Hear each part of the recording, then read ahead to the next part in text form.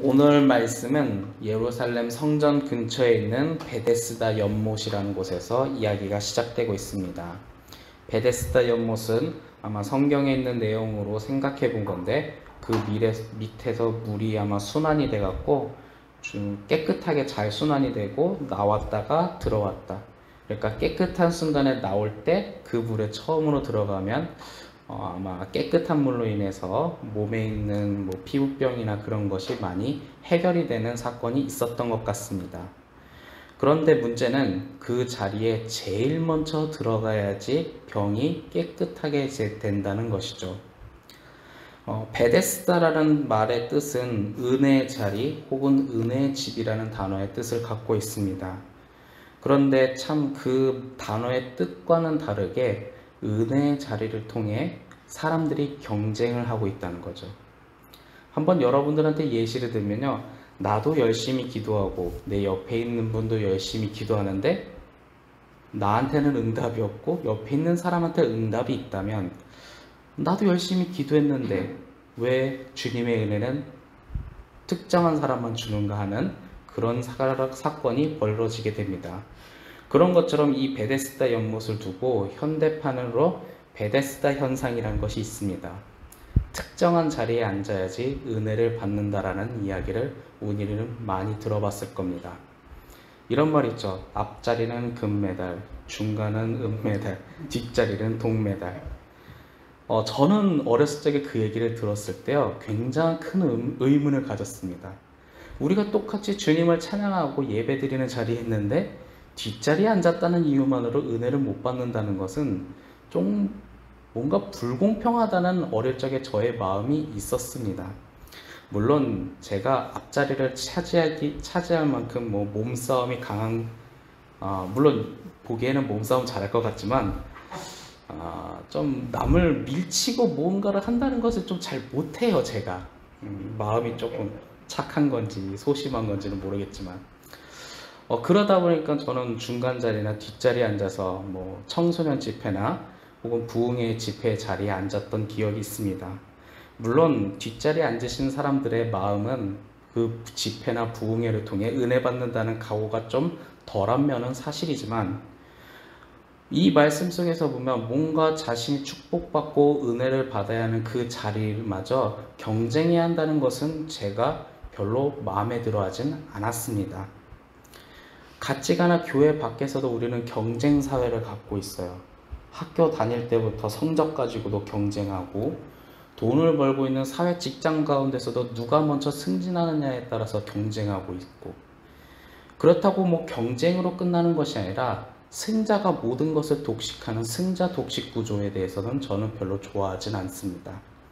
그런데 교회 안에서도 은혜 받았으면 은혜 받는 거지 그거 가지고도 또한 경쟁하는 것이 저는 굉장히 마음이 좋지는 않았습니다.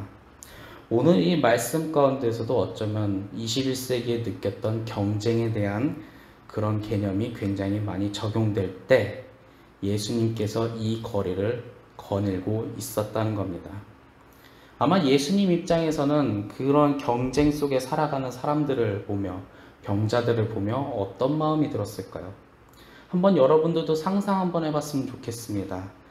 뭔가 아픈 병자들, 사회적 약자들이 있는데 그 중에 하나만 구원받을 수 있다면 그 거리를 보면서 많은 고통 속에 신음하는 사람들을 볼 때 여러분들의 마음 또한 어떻겠습니까?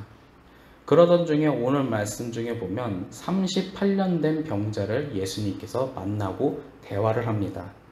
당연히 여기서는 우리가 모두 다 알다시피 뻔한 대화가 나오기도 합니다. 내가 낫고자 하느냐? 네, 낫고자 합니다. 근데 나를 저기 던져줄 사람이 없네요. 이렇게 하면서 시대 한탄을 하고 있던 사회적 약자, 병자의 말도 있었죠. 그러는 가운데 예수님께서는 그 병자를 낫게 하는 치유의 역사 속에 있었습니다. 그러나 오늘 말씀의 포커스를 한번은 좀 다르게 한번 맞춰보려고요. 그 병자를 낫게 하는 그 순간이 하필이면 안식일이었다는 거죠. 여기서부터 이제 오늘 말씀 속에 있었던 갈등이 나타납니다. 그 병자가 치유한 것을 이제 증명하기 위해 제사장을 만나고 유대인을 만나고 네가 어떻게 해서 낫게 됐느냐? 은혜의 자리에 잘 들어갔냐? 이렇게 묻는 사람도 있었겠지만 그 병자는 선뜻 다른 대답을 하죠. 저기 예수라는 젊은 청년이 나를 낫게 했다. 그러니 유대 사회에서는 완전 발칵 뒤집어집니다. 안식일인데 누가 일한 거야? 옛날 유대인들이 믿고 있었던 유대인의 율법에서는 안식일에 일하면 안 된다는 조항이 있습니다. 물론 이 조항이 생긴 것은 온전히 주님께 집중해야 하는 그 날에는 일이나 다른 것을 생각하지 말고 온전히 주님께 집중해야 한다는 마음으로 그 율법을 제정한 것입니다. 하지만 그것이 시대에 따라서 너무 지나다 보니 너무 문자 정형화되어 버린 것이 문제라면 문제인 거죠. 그런 가운데 오늘 말씀에 보면 예수님을 박해하기 시작했다. 또한 우리가 읽었던 18절에 보면 이로 말미암아 예수를 죽이고자 하니라는 좀 너무 과격한 단어가 등장하게 됩니다. 솔직히 저라면 그냥 조용히 예수라는 젊은 청년 불러서 잘했어요. 잘했는데 안식일이니까 좀 자제 좀 하고 우리 그래도 공동체 규율이니까 잘 지켜봅시다. 이렇게 좋게 얘기하면 설마 예수님께서 싫어요 이렇게 말을 했겠습니까? 그런데 오늘 말씀에 보면 그것도 없이 그런 과정도 생략하지 않고 죽이고자 하는 마음, 박해하고자 하는 마음이 가득했던 이 말씀에 등장한 유대인이라는 사람들이 등장했다는 것이죠. 이 유대인들은 율법이란 내용을 가지고 그것을 지켜야만이 하나님 앞에 의로운 백성이라고 믿는 사람들이 있습니다. 혹시 여러분들 이 유대인들이 믿는 이 율법이란 조항을 한번 보신 적이 있으신가요? 한 613가지나 되는 율법 조항이 있는데 그거 좀 스마트폰이나 인터넷에 한번 검색해보면 613가지 율법이라고 검색하면 긴 내용이 나오긴 합니다. 그래도 요즘 스마트 시대다 보니까 그 내용들을 한번 읽어봤어요. 제가 읽어봤는데 읽다가 지쳐요. 100가지도 넘어가기도 전에 지치는데 혹시 여러분들 오늘 하루 좀 시간의 여유가 있다면 네이버나 스마트폰으로 한번 검색해서 한번 봤으면 좋겠어요. 그 내용 한번 보면 얘네들이 도대체 무슨 생각을 가지고 살았을까라는 걸 하는데 제가 그 613가지 율법 중에 재미난 부분을 하나 발견한 게 이런 내용이 있어요. 살인하지 말라. 근데 오늘 말씀해 보면 예수님은 죽이고자 하네요. 저는 이러한 유대인들의 주장에 조금 아이러니한 부분이 있기도 합니다. 율법에는 분명히 사람을 죽이면 안 된다고 내용이 비슷한 구절이 제가 4가지는 정도는 발견했거든요. 그런데 예수님을 죽이고자 하는 사리에 품었던 이 사람들, 우리는 한 번쯤은 생각해 볼 필요가 있습니다. 어제도 얘기했지만 솔직히 21세기에 자칭 예수라는 사람들이 너무 많이 나와서 진짜 예수님이 와도 저도 의심할 것 같고 어쩌면 우리 나름대로 또한 검증도 한번 해보고 싶은 마음이 있습니다. 그러니 구세주를 못 알아보는 것은 좀 이해하고 넘어가 보죠. 그런데 문제는 사회적인 약자인 병자 앞에서 주님은 그 거리를 거닐면서 그들에 향한 사랑의 마음으로 주님의 사랑이 필요하기 때문에 그들에게 한 사람 찾아가서 낫고자 하느냐라고 물어보고 그의 열망, 그의 요구, 그리고 죄로부터의 그 억눌림을 해결해주는 위대한 사건을 보여줬는데 누군가는 그거를 놓고 잘못됐냐 뭐냐 하면서 오히려 자기들이 지켜야 할 조항들을 어기게 되는 하나의 모순적인 부분들이 바로 이 말씀에 기록되어 있다는 거죠. 그렇다면 우리는 우리 자신을 항상 돌아볼 필요가 있습니다. 솔직히 여기서 말하는 유대인이나 바리새인들은요, 지금 21세기를 따져보면 우리가 가지고 있는 위치와도 비슷합니다. 교회 다니고 오래 다니고 주님의 말씀을 오래 들었는데 우리가 하지 못했던 일을 저기 젊은 시골 청년이 했다 라는 그것이 우리의 자존심을 건들고 우리의 시기심을 건드려서 오히려 우리가 잘못된 방향으로 가는, 우리가 지켜야 하는 성경 말씀이 아닌 다른 방향으로 가서 사람을 죽이고자 하는 마음까지 들었다면 과연 이것이 우리에게 던지는 질문은 우리는 어떻게 살아가고 있느냐라는 겁니다.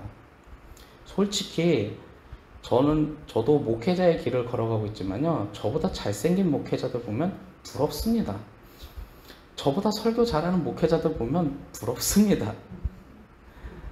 그러다 보니 그분들은 진짜 어릴 적부터 열심히 살아왔어요. 근데 나도 그렇게 살아왔다면 나도 살은 안 빠졌겠지만 그래도 훌륭한 목회자가 되지 않았을까라는 혼자만의 상상도 하게 됩니다. 그러다 보면서 누군가를 시기하는 질투하는 마음이 없겠습니까? 하지만 그것이 옳지 않다는 것을 알고 그것을 내려놓기 위해 저 또한 많이 회개의 기도도 하기도 합니다. 그럼 여러분들의 삶은 어떻습니까? 여러분들과 멋진 사람들이 옆에 있나요? 속칭 아까 처음에 얘기했던 것처럼 나도 열심히 기도했는데 옆에도 있는 사람이 나보다 한 1시간 적게 기도한 것 같은데 은혜를 받았다고 하니 그 마음속에 있는 분노는 피할 수는 없는 것 같습니다.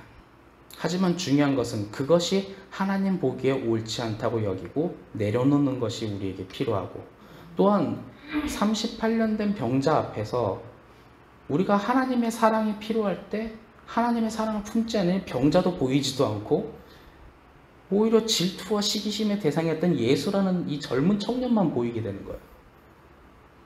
중요한 건 하나님의 사랑을 품는다면요, 예수님도 보이겠지만 38년 된 병자도 보이게 되는 거예요. 그리고 그를 위해서 우리는 어떻게 할까? 솔직히 이 베데스다 연못에서 모여드는 병자들이 모여있는 이 현상은요, 그때 당시에 지도층이었던 유대인들과 바리새인들이 만들어 놓은 거예요. 오히려 그들에 대한 사랑의 마음이 보였다면 예수님이 와서 거닐기 전에 이 문제를 해결했겠죠. 베데스다 연못을 좀 확장 공사를 한다던가 아니면 물을 좀 깨끗하게 한다던가 방법은 찾아보면 있을 겁니다. 설마 그때 당시에 물에 대한 연구하는 사람 한 사람 없었겠습니까? 평소에는 그들에 대해서 방관하고 외면하고 배제해버리더니 갑자기 예수님 나타났더니 네가 안식일에 일했나니 어쩐나니 하면서 오히려 나쁜 분노의 마음을 품었던 것. 오늘 우리 자신을 한번 돌아보기를 원합니다. 그리고 그것을 통해서 오늘 하루를 살기 원합니다. 나는 어떤 삶을 살고 있는가? 나 또한 잘못되면요, 오늘 말씀에 있는 유대인들과 같은 실수를 범하기도 합니다.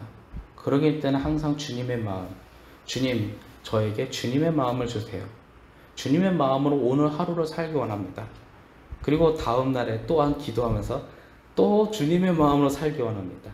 그렇게 하루하루를 살아갈 때 우리는 또한 이 시대의 작은 예수님과 같은 모습을 하며 세상 가운데 복음을 증거하게 될 겁니다.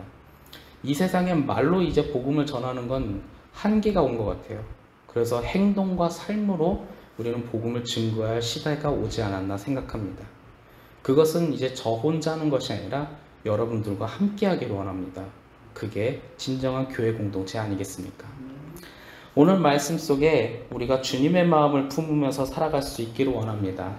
그럴 때 우리 함께 승리하는 오늘 하루가 되기를 간절히 소망합니다. 기도하겠습니다.